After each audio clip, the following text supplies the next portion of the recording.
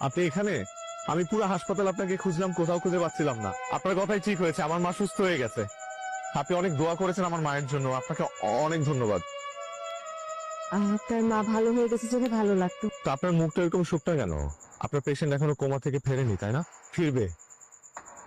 আমি অনেক দোয়া করব তার জন্য। আচ্ছা, সে কি এখন ইমার্জেন্সিতে তো নেই? স্পেশাল কেবিনে। তো দেখা করা যাবে তার সাথে? আপনি ভেতরে যান। আপনি যাবেন না? আমার আসলে আরেকজন আসবে, কোনো সমস্যা নেই, আপনি ভেতরে যান। কে বলবেন আপনি মিসিসিপির বন্ধু, আমি পাঠিয়েছি। শুনুন, তাড়াতাড়ি আসবে কিন্তু।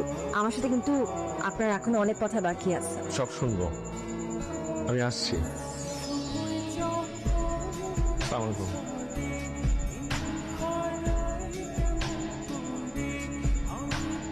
এক্সকিউজ মি, উনি কি?